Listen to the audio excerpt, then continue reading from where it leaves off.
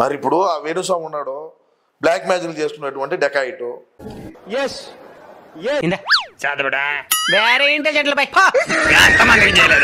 స్వామి ఎవడు పబ్బు పోయి ముందు అవుతాడేమయ్యా చెప్పాడు చాలా చోట్ల. ఓ అబ్బా నేను చెప్తా ఇను, ఆయన చెప్పేది ఆయన చెప్పేది నాతో ఇంటర్వ్యూలోనే చెప్పాడు. మేము చెప్పేది మందు కొడతా, మేము చెప్పేది నేను సాయంత్రం పబ్బులకి వెళ్తా. వింటానికి విల్లింగ్ గా ఉంటే శ్రీకృష్ణుడు భగవద్గీతలో అర్జునుడికి ఇంత చెప్పాడు. ఏం చెప్తానంటే కామాఖ్యమ్మ దేవాలయం అని ఉంటుంది అస్సాంలో.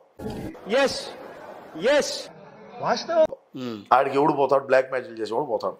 ఈడు ఆ కోణానికి సంబంధించిన వాడు.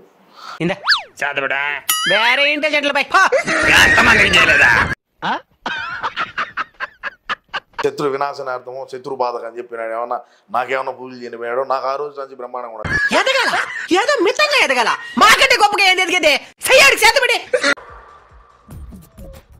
నవ్వు ఆపుకుంటున్నావు కదరా. హీరోయిన్ నాకు ఇంట్లో కూర్చొని ఆడు చూచే చేపలు,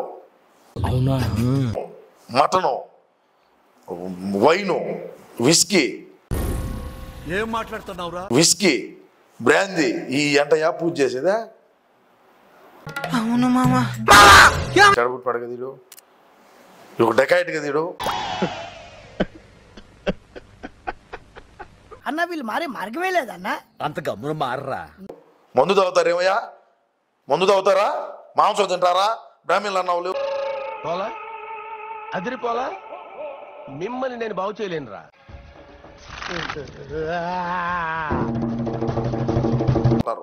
ఈడు గురువు అంటయ్యా, ఈడు డెకాయిట్ బఫోను.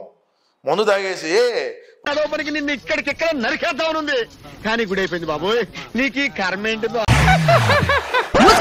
తాగేసి వాళ్ళు ఫ్లోలో మాట్లాడుకుంటారు. ఈడు ఆడ సెవి పెట్టేది పొద్దున్నే నేను మా అన్న వేసుకున్నట్టు మాత్రలు వేసుకోకపోయినా నాకు అంతా ఎంతో జ్ఞానం ఉన్నది.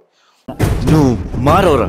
వాడికి చేతపడి చేయిస్తా, పిచ్ ఇంజక్షన్ చేయించి పిచ్చెక్కిస్తా, ఎయిడ్స్ కొనుక్కొచ్చి వాడికి అతికిస్తావు. నువ్వు భావించావు ఈ డెకాయిట్ గాడిని స్టూడియోకి తోడుకొని పోయి కూర్చొని పెట్టి మాట్లాడేది ఏంది? అసలు ఈ బాడీ నిండా ఉండదండి పచ్చి అబద్ధం, పెద్ద పెద్దకం, పరమదరిద్రం, మోసం, నీచం. ఏంటి మమ్మీ ఎవడీడు?